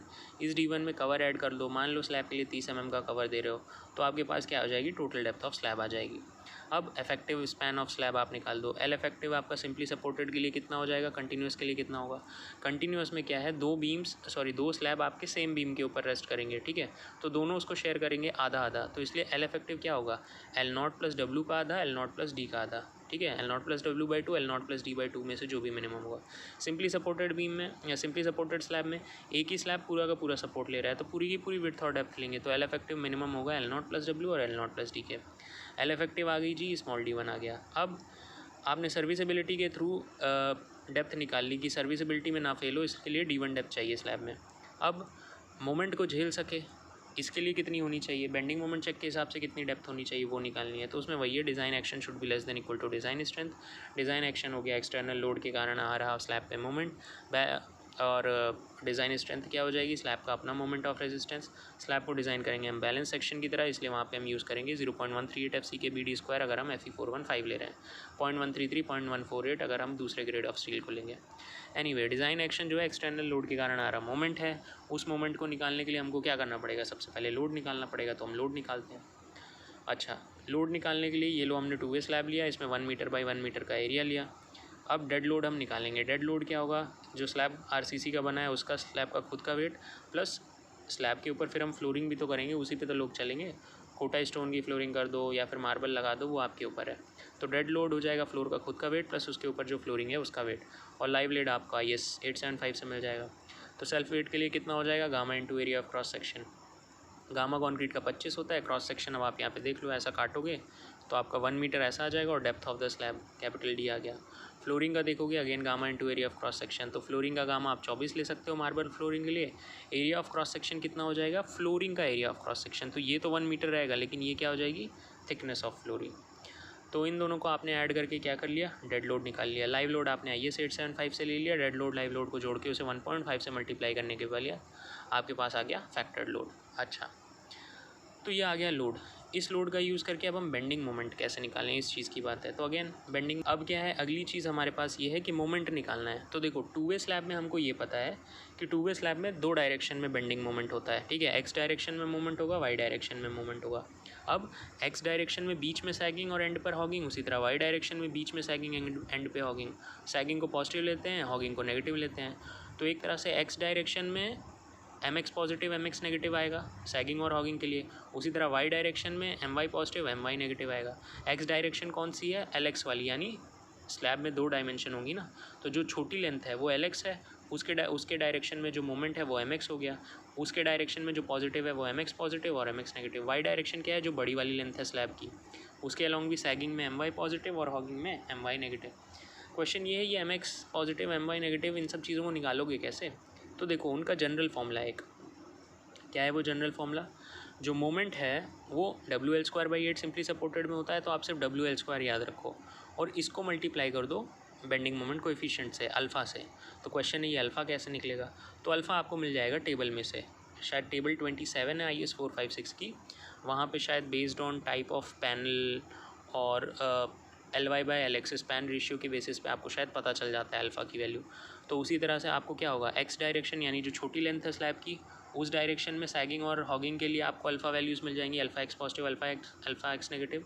उसी तरह वाई डायरेक्शन जो कि स्लैब की बड़ी वाली लेंथ है, उसके अलॉन्ग सैगिंग और हॉगिंग है, तो उसके corresponding alpha y positive, alpha y negative मिल जाएगा। अब फॉर्मूले में LX ही है भाई, LX यानी जो छोटा वाला लेंथ है स्लैब का, LY और LX दो डायमेंशन में से जो छोटी वाली डायमेंशन है, उसी का यूज़ करके ये सारे मोमेंट निकलेंगे। ठीक है, चाहे आप एक्स डायरेक्शन कंसिडर करो चाहे वाई डायरेक्शन, लेना तो LX ही है। तो M क्या हो जाएगा, अल्फ़ा WU LX स्क्वायर। अब इन चारों मोमेंट में से जो वर्स्ट केस होगा वो क्या होगा, आप सबसे बड़ा मोमेंट ले लो। अगर इस मोमेंट में सेफ़ है तो फिर बाकी बचे हुए में तो सेफ़ होगा ही। तो ये एक्सटर्नल लोड के कारण आपके पास आ गया मोमेंट। ठीक है, तो डिज़ाइन एक्शन में एक्सटर्नल लोड के कारण यहाँ पर मोमेंट आ गया, इसको बराबर कर दो MU लिमिटिंग के, that is strength of slab के। तो Fe415 अज्यूम कर लेते हैं, 0.138 FCK BD स्क्वायर के बराबर मान लेते हैं। वहाँ से क्या आ जाएगी, डेप्थ ऑफ स्लैब आ जाएगी। अब ये जो D2 डेप्थ ऑफ स्लैब आई, ये वो डेप्थ ऑफ स्लैब है जितनी की स्लैब की डेप्थ रिक्वायर्ड है if it wants to resist the moment जो कि उसके ऊपर आ रहा है। ठीक है, अच्छा, तो अब हमारे पास दो डेप्थ आ गई। एक तो हमने सर्विसिबिलिटी से D1 डेप्थ कैलकुलेट की थी और अगली हमने कैलकुलेट कर ली है किससे, बेंडिंग मोमेंट चेक से अगली डेप्थ हमने कैलकुलेट कर ली है। तो हमारी सारी कैलकुलेशन तो अभी सर्विसिबिलिटी वाली डेप्थ से ही है ना। सपोज सर्विसिबिलिटी वाली डेप्थ 200 है और बेंडिंग मोमेंट चेक से जो डेप्थ आई वो हमारी 300 mm है। तो मतलब रेजिस्ट करने के लिए बेंडिंग मोमेंट को 300 mm की डेप्थ रिक्वायर थी। तो और आपने क्या किया, सारी कैलकुलेशन सिर्फ 200 mm की डेप्थ से कर दी, तो वो सही थोड़ी आएगा। इसका मतलब जब आपकी सर्विसिबिलिटी वाली डेप्थ जो है बेंडिंग मोमेंट चेक से आई डेप्थ से ज़्यादा है, इसका मतलब जितनी डेप्थ रिक्वायर्ड है बेंडिंग मोमेंट को रेजिस्ट करने के लिए उससे ज़्यादा डेप्थ ही आपने ली है कैलकुलेशन में, तो सही है। तो यानी जब D1 D2 से ज़्यादा है तब तो आप ले लो, वही ले लो, सही है, आप अगले स्टेप पे बढ़ जाओ। लेकिन इन केस सर्विसिबिलिटी से जो डेप्थ आपने ली थी जिसके बेसिस पे सारी कैलकुलेशन की है, वो बेंडिंग मोमेंट के लिए जो डेप्थ D2 चाहिए उससे कम है, तो फिर आप D1 डेप्थ को बढ़ाओ, सर्विसिबिलिटी वाली डेप्थ को बढ़ाओ और फिर से करो, तब तक करते रहो जब तक D1 D2 से ज़्यादा ना आ जाए। एनीवे, इसके बाद आपको निकालना है एरिया ऑफ स्टील। अच्छा, एरिया ऑफ स्टील में कुछ नहीं, 4 मोमेंट हैं तो उसके करस्पॉन्डिंग 4 एरिया ऑफ स्टील निकलेंगे। 4 मोमेंट कौन से हैं, अगेन वही स्लैब, 2 वे स्लैब में आपकी 2 डायमेंशन है ना, एक LX एक LY, LX छोटी वाली डायमेंशन, LY बड़ी वाली डायमेंशन। तो बड़ी वाली डायमेंशन के अलॉन्ग एक मोमेंट लग रहा है, छोटी वाली डायरेक्शन के अलॉन्ग एक मोमेंट लग रहा है। बड़ी वाली डायरेक्शन के अलॉन्ग जो मोमेंट लग रहा है उसमें बीच में सैगिंग, एंड में हॉगिंग, तो यानी MX पॉजिटिव, बड़ी वाली ना, MY पॉजिटिव MY नेगेटिव। छोटी वाली डायरेक्शन में भी एक मोमेंट लग रहा है, बीच में सैगिंग, एंड में हॉगिंग, यानी MX पॉजिटिव MX नेगेटिव। तो उसी तरह छोटी वाली डायरेक्शन के अलॉन्ग सैगिंग और हॉगिंग को रेजिस्ट करने के लिए AST X positive AST X negative. उसी तरह बड़ी वाली डायरेक्शन के अलॉन्ग सैगिंग और हॉगिंग को रेजिस्ट करने के लिए AST Y positive AST Y negative. ठीक है, अब क्वेश्चन ये है, मोमेंट वैल्यूज़ हमको पता है, इनसे एरिया ऑफ स्टील कैसे निकलेगा। तो वही moment of resistance T into Z, T is equal to 0.87 FY into ST, Z is equal to D minus 0.42 into XU, XU की वैल्यू C is equal to 0.36 FCK B into XU से put कर दी। तो formula क्या आ जाएगा, AST is equal to 0.5 FCK by FY concrete by steel into 1 minus under root फिर से 1 minus 4.6 MU by FCK BD square into BD। यहाँ पे आप इन मोमेंट की वैल्यू पुट करते जाओ, दनादन AST की वैल्यू पाते जाओ। AST वैल्यूज़ आ गई। अब स्पेसिंग का क्या फॉर्मूला होता है, 1000 by capital AST into small AST। आपके पास ये पता चल गया कितने एरिया ऑफ स्टील लग रहा है, सपोज 1000 mm स्क्वायर का लग रहा है। ठीक है, तो अब ये डिसाइड करना पड़ेगा ना कि एक एक बार कितने डाया का डालोगे। सपोज़ मैंने डिसाइड कर लिया कि मैं 10-10 mm डाया के बार डालूंगा, तो स्मॉल AST निकल जाएगा π/4 इंटू 10 का स्क्वायर, यानी जो डाया आपने अज्यूम किया उससे, और कैपिटल AST आपने यहीं से कैलकुलेट किया है। तो स्पेसिंग आपको पता चल जाएगी हर एक बार की कितनी आनी है। तो AST X पॉजिटिव यानी X डायरेक्शन में, यानी स्लैब की जो छोटी वाली डायमेंशन है उसके अलॉन्ग, पॉजिटिव यानी सैगिंग को रेजिस्ट करने के लिए जो आप रेनफोर्समेंट दोगे वो कितना दोगे, 10 mm डाया बार 100 mm की स्पेसिंग पे। समझ में आ गया। इसी तरह आप चारों एरिया ऑफ स्टील को निकाल लोगे। तो 4 एरिया ऑफ स्टील निकाल गए। अब स्टील की डिटेलिंग भी ज़रूरी है। डिस्ट्रीब्यूशन स्टील पता नहीं देते हैं कि नहीं 2 वे स्लैब में, मुझे नहीं यार 2 वे स्लैब में देते हैं कि नहीं। एनीवे डिटेलिंग देख लेते हैं इस रेनफोर्समेंट की। तो spacing, dense bars, dia, area of steel, number of bars और स्पेसिंग। तो अगर आप यहाँ पर देखोगे ये सभी चीज़ निकाल ली, डाया अज्यूम करके स्मॉल AST किया, DA एरिया ऑफ स्टील हमने यहाँ पे निकाल लिया, एंड नंबर ऑफ बार्स तो आ ही जाएगा ना, ये क्या है, capital AST by small AST, number of bars ही तो है। डांस S स्पेसिंग भी आपने कैलकुलेट कर ली, तो डांस बार में आपने ये सब चीज़ें कैलकुलेट कर ली। अब क्वेश्चन ये है कि S T X positive Y positive मतलब 4 तरह के स्टील हो गए तुम्हारे पास, तो किसी स्टील को नीचे किसी स्टील को ऊपर रखना पड़ेगा ना। तो कौन से स्टील को कहाँ पे रखोगे, प्लेसिंग कैसे करोगे? बहुत ही ज़्यादा आसान है, सीधे से कंसेप्ट का इस्तेमाल करो। देखो मैंने क्या बताया, 2 वे स्लैब है तो 2 बेंडिंग मोमेंट होने हैं दोनों डायरेक्शन के अलॉन्ग। जो छोटी वाली डायरेक्शन है एक्स और जो बड़ी वाली डायरेक्शन वाई है स्लैब की, दोनों के ही अलॉन्ग। अच्छा, अब एक डायरेक्शन पहले अज्यूम कर लेते हैं। सपोज़ मैंने ले ली छोटी वाली डायरेक्शन स्लैब की, दोनों डायमेंशन में से वो एल एक्स हो गई। तो एल एक्स के along A S T X positive, A S T X negative. इसका क्या मतलब हुआ? देखो छोटी वाली डायरेक्शन में सैगिंग भी हो रही होगी, हॉगिंग भी हो रही होगी। तो जो सैगिंग है उसके लिए एस टी एक्स पॉजिटिव दे दिया, जो हॉगिंग है उसके लिए एस टी एक्स नेगेटिव दे दिया। अच्छा, एस तो अब सीधी सी चीज़ है, सैगिंग में होता क्या है, सैगिंग में बॉटम में टेंशन आती है, तो ऑब्वियसली रेनफोर्समेंट भी बॉटम में ही दोगे ना। और हॉगिंग में टेंशन कहाँ होती है, टॉप पे आती है, तो आप टॉप में दोगे। तो ए S T X negative hugging का है, एक्स वाली डायरेक्शन में हॉगिंग हो रही है, वाई वाली डायरेक्शन में हॉगिंग हो रही है। तो जो हॉगिंग वाले हैं उनको आप क्या करोगे, टॉप लेयर में दोगे, मतलब ऊपर डालोगे, क्योंकि हॉगिंग में क्या है, टॉप टेंशन में आता है। तो आपने वो सरिया आपने टॉप पे दे दिया। A S T X positive, A S T Y positive, यानी एक्स और वाई डायरेक्शन में जहाँ जहाँ सैगिंग हो रही है वहाँ पे जो स्टील जाएगा वो आपका कहाँ जाएगा, बॉटम लेयर में जाएगा। बस ए एस टी एक्स पॉजिटिव मतलब एक्स यानी जो शॉर्टर लेंथ है स्लैब की, दोनों लेंथ में 3 मीटर 4 मीटर, तो 3 मीटर छोटा हुआ ना, तो 3 मीटर के पैरेलल आपका एक्स पॉजिटिव जाएगा। वाई पॉजिटिव 3 और 4 मीटर, जो बड़ी वाली एज है उसके पैरेलल ये लगता चला जाएगा। पॉजिटिव है, सैगिंग है, यानी ये दोनों नीचे आप लगाओगे। अब A S T X negative Y negative, तो एक्स नेगेटिव जो है वो अगेन छोटी वाली डायमेंशन के पैरेलल, वाई नेगेटिव बड़ी वाली डायमेंशन के पैरेलल। क्योंकि नेगेटिव है यानी हॉगिंग है, यानी ये दोनों ऊपर आएंगे, टॉप रेनफोर्समेंट टॉप लेयर में जाएंगे। बस, तो ये आपको समझ में आ गया।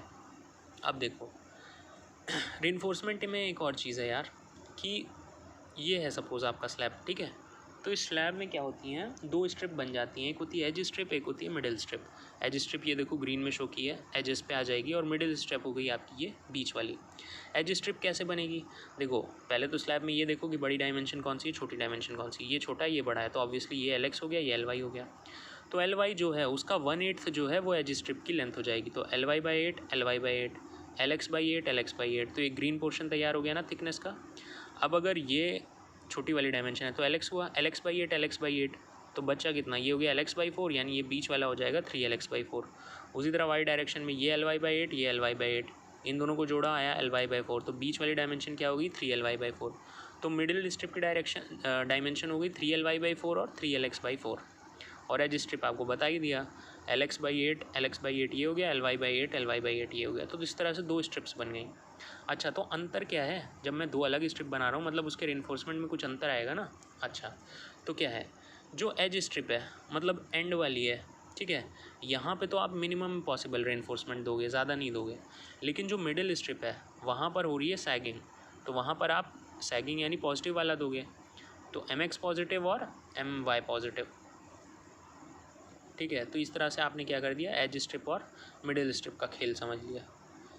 अच्छा, तो अभी आपने क्या कर लिया, यहाँ तक डेप्थ निकालने के बाद आपने कंक्रीट की लेंथ ब्रेड्थ डेप्थ जान ली। 4 तरह के मोमेंट थे, उनके करस्पॉन्डिंग 4 एरिया ऑफ स्टील निकाले, और 4 एरिया ऑफ स्टील को कैसे टॉप लेयर में क्या लगेगा, बॉटम लेयर में क्या लगेगा, एज स्ट्रिप में क्या होगा, मिडिल स्ट्रिप में क्या होगा, ये समझ लिया। एरिया ऑफ स्टील और कॉन्क्रीट ये दोनों हो गया। अब फिर वही है, चेक फॉर शियर, बॉन्ड और टॉर्शन। तो स्लैब में वही है, शियर के लिए कभी भी स्लैब को डिज़ाइन नहीं करते, मतलब स्टिरअप नहीं पड़ता है। स्लैब को आपको इंश्योर ही करना पड़ेगा डिज़ाइन के वक्त कि वो शियर में पास हो, और कोई चारा नहीं है। तो ये देख लो आप, ये आपका स्लैब हुआ, ट्रेपेजॉइडल लोडिंग गई बड़ी वाली लेंथ एल वाई पे, ट्रायंगुलर लोडिंग गई छोटी वाली लेंथ एल एक्स पे। तो ये ट्रेपेजॉइडल लोडिंग के कारण जब आप बेंडिंग मोमेंट कैलकुलेट कर रहे थे, अलग लोड आएगा और इसके कारण अलग लोड आएगा। तो ट्रेपेजॉइडल लोडिंग के कारण जो लोड आया उसके कारण शियर फोर्स निकाल लो, V1 बोल लेते हैं। ट्रायंगुलर लोडिंग के कारण इस छोटे स्पैन पे जो शियर फोर्स आई उसको V2 बोल लेते हैं। तो 2 शियर फोर्स आई, 2 बेंडिंग मोमेंट है तो 2 शियर फोर्स भी होगी ना। तो अब इन शेयर फोर्स को कैसे कैलकुलेट करेंगे, वही शेयर फोर्स के कोएफिशिएंट को यहाँ पर तो नहीं मैं यूज़ किया है, कोएफिशिएंट को डायरेक्ट दिया है फॉर्मूला। V1 जो हो गया आपका वो हो गया WU into L x into R/R+2, और V2 हो गया WU into L X by 3, तो दोनों जगह एल एक्स का ही यूज़ किया है। अब V1 V2 को अलग अलग आपको देखना पड़ेगा कि ये दोनों के दोनों शेयर में सेफ होने चाहिए, तो दोनों को individually design action less than design strength कर दो। डिज़ाइन एक्शन एक्सटर्नल लोड के कारण आ रही शेयर स्ट्रेस है, तो VU1/B BDX और VU2/BD VU1/BD, VU2/BD, ऐसा करके डिज़ाइन एक्शन आ गया। डिज़ाइन स्ट्रेंथ का स्टैंडर्ड फॉर्मूला K टाउ सी है। K आपका स्लैब की थिकनेस के बेसिस पे आ जाएगा, टाउ सी आपका परसेंटेज ऑफ टेंशन स्टील के बेसिस पे आ जाएगा। परसेंटेज ऑफ टेंशन स्टील कितना हो गया, half of AST X positive by BD। Percentage of tension steel क्या होगा, area of steel by area of steel divided by area of cross section ना। तो क्रॉस सेक्शन का एरिया कितना हो गया, B/dx, और area of steel AST X positive, यानी X डायरेक्शन जो छोटी वाली डायरेक्शन है उसके में सैगिंग के लिए जो रेनफोर्समेंट दिया है उसका आधा ही लेना है सिर्फ, ठीक है। तो AST X पॉजिटिव V1 के लिए यूज़ कर लेना, AST Y पॉजिटिव V2 के लिए यूज़ कर लेना। तो दोनों मतलब जब X डायरेक्शन में यूज़ करोगे तो AST X पॉजिटिव डाला, जब Y डायरेक्शन में यूज़ करोगे तो AST Y पॉजिटिव डाला। तो इसके करस्पॉन्डिंग दो अलग परसेंटेज ऑफ टेंशन स्टील आएंगे, उन दो अलग परसेंटेज ऑफ टेंशन स्टील के करस्पॉन्डिंग दो अलग टाउ सी आएंगे। तो बस कंपेयर कर लेना डिज़ाइन एक्शन डिज़ाइन स्ट्रेंथ से कम है कि नहीं। अगर टाउ भी आपका कम आ जाता है K टाउ सी से तो आपका सेफ है शेयर में। नेक्स्ट टेस्ट पे बढ़ जाओ। बॉन्ड और डेवलपमेंट लेंथ। बॉन्ड के लिए जैसे पहले बताया था LD <= 1.3 MU/VU + L0। तो मुझे लगता है वही इसमें भी सेपरेटली आपको चेक करना पड़ेगा। दो मोमेंट और दो शेयर फोर्स हैं, तो एक बार MUX VUX ले लेना, एक बार MUY VUY ले लेना। LD development length 5/4 × sigma ST/τ/BD से आ जाएगा। तो ऐसा आप सेपरेटली निकाल के चेक कर लेना। टॉर्शन के लिए आपको कंडीशन सबसे पहले चेक करनी है, ठीक है। क्या है condition to be checked only where one edge is discontinuous. जहाँ पर एक एज डिसकंटिन्यूअस है वहीं पे आपको एक कंडीशन चेक करनी पड़ेगी, ठीक है। तो वो कंडीशन हम देख लेते हैं क्या है। देखो टॉर्शन रेनफोर्समेंट में क्या केसेस हैं। ये हो गया बोथ एज, ये शायद डिसकंटिन्यूअस ही होगा, दोनों की दोनों एज डिसकंटिन्यूअस हैं। एक एज डिसकंटिन्यूअस है तो ऑब्वियसली अदर एज कंटिन्यूअस होगी, और दोनों की दोनों एजेस कंटिन्यूअस हैं, मतलब दोनों डिसकंटिन्यूअस, एक डिसकंटिन्यूअस और कोई भी डिसकंटिन्यूअस नहीं, यानी दोनों कंटिन्यूअस। तो जब देखो दोनों की दोनों एजेस कॉन्टीन्यूअस हैं तो जो आप मैश प्रोवाइड करोगे वो LX/5 होगी, मतलब दोनों डायमेंशन स्लैब की जो है उसमें जो छोटी वाली डायमेंशन है LX/5, कहाँ से, from the face of the support. तो ये देखो जैसे ये है स्लैब आपका, अब यहाँ पे फेस ऑफ द सपोर्ट जो है उससे LX/5 तक आपने स्टील दे दिया टॉर्शन को रेजिस्ट करने के लिए। कहाँ पर, जब दोनों की दोनों एजेस डिसकंटिन्यूअस हो रही हैं, शायद ये वाली एज भी डिसकंटिन्यूअस, ये वाली भी कुछ ऐसी टाइप का होगा। एनीवे, तो ये तो हो गई लेंथ, कितने लेंथ तक देना है ना। अब कितना एरिया ऑफ स्टील डालना है ये भी तो देखना होगा। तो एरिया ऑफ स्टील आप हर लेयर में कितना डालोगे, इसके लिए अब फिर से एरिया ऑफ स्टील कैलकुलेट करने की ज़रूरत नहीं है। जब आप X डायरेक्शन में डाल रहे हो तो उसके लिए आपने क्या किया होगा, X डायरेक्शन में सैगिंग के लिए एरिया ऑफ स्टील निकाला होगा ना, AST X positive, 4 area of steel निकाले थे, तो उसमें से AST X पॉजिटिव निकाल लो, उसी का 75% 3/4 उसको आप टॉर्शन के फॉर्म में डाल दो। तो आपको पता चल गया, स्लैब ले लेना, LX/5 निकाला, वहाँ तक आप क्या करोगे, जैसे यहाँ से डालना शुरू करोगे इसको, कितनी दूर तक डालोगे, यहाँ से LX/5 डिस्टेंस तक, यहाँ से कितनी दूर तक LX/5 डिस्टेंस, तो लेंथ ऑफ बार आ गई, काट के आपने इतने बार लगा दिए, इतने बार लगा दिए। क्वेश्चन है कितने लगाने हैं, तो X डायरेक्शन में जो सैगिंग हो रही थी उसके लिए जो स्टील आया था AST X, उसका 75% डाल दिया यहाँ पे, उसी का 75% डाल दिया यहाँ पे, ठीक है। जब दोनों एजेस डिसकंटिन्यूअस है, सपोज एक ही एज डिसकंटिन्यूअस है तो अगेन मैश का साइज़ तो उतना ही रहा, LX/5 यहाँ से यहाँ तक और LX/5 यहाँ से यहाँ तक बार, ठीक है। लेकिन एरिया ऑफ स्टील बदल जाएगा। एरिया ऑफ स्टील कितना हो जाएगा, 3/8 टाइम्स AST X पॉजिटिव। 3/8 कितना हो गया आपका, 75% का आधा, 75% का आधा कितना हो जाएगा, 37% हो जाएगा, ठीक है। तो 37% ही डलेगा। तो जब दोनों एजेस डिसकंटिन्यूअस हैं तो ज़्यादा दिक्कत है। ये देखो यहाँ पे ये एज भी डिसकंटिन्यूअस है, ये एज भी डिसकंटिन्यूअस है, तो यहाँ पे टॉर्शन ज़्यादा हो सकता है, इसलिए यहाँ पे स्टील भी ज़्यादा डालोगे। तो AST X पॉजिटिव का 75%, लेकिन जहाँ एक ही एज डिसकंटिन्यूअस है वहाँ पर टॉर्शन होने के भी सिर्फ एक ही एज ससेप्टेबल है टॉर्शन के लिए, तो वहाँ पे एरिया ऑफ स्टील भी कम डालना है, 3/8 ही डालेंगे, 37% ही डालेंगे एज अपोज टू 75%। और जब दोनों ही एज कॉन्टीन्यूअस है, सपोज ही जैसे बीच में ये भी कॉन्टीन्यूअस है ये भी कॉन्टीन्यूअस है, तो यहाँ थोड़ी डलेगा। तो अब समझ में आ गया, यहाँ पे ये एज दोनों डिसकंटिन्यूअस है, इसलिए आपने ज़्यादा स्टील डाला, 75% ऑफ AST X पॉजिटिव। यहाँ पर एक एज तो कंटिन्यूअस है, दूसरी वाली डिसकंटिन्यूअस है, इसलिए यहाँ पे सिर्फ 37% डालोगे। लेंथ सेम है, सपोर्ट से LX/5 और सपोर्ट से LX/5, सपोर्ट से LX/5 और सपोर्ट से LX/5। यहाँ पर भी देखो एक एज डिसकंटिन्यूअस है, एक एज कंटिन्यूअस है, यहाँ पर दिया, लेकिन यहाँ पर देखो ये भी कंटिन्यूअस ये भी कंटिन्यूअस, तो यहाँ पर टॉर्शन आएगा ही नहीं, तो यहाँ पर देने का कुछ मतलब ही नहीं है, ठीक है। सपोर्ट से LX/5 मतलब ये हो गया। तो यहाँ पर ये हो गया। तो अभी आपको मैंने ये बता दिया कि डिसकंटिन्यूटी पहले आप देखना अपने स्लैब में कि कितने एजेस डिसकंटिन्यूस हैं। जितने एजेस, जैसे एक ना एक एज डिसकंटिन्यूस होना चाहिए, तभी आपको टॉर्शन स्टील डालने की ज़रूरत है। अच्छा, अगली चीज़ में क्या बता रहा था, कितनी लेयर डलेंगी।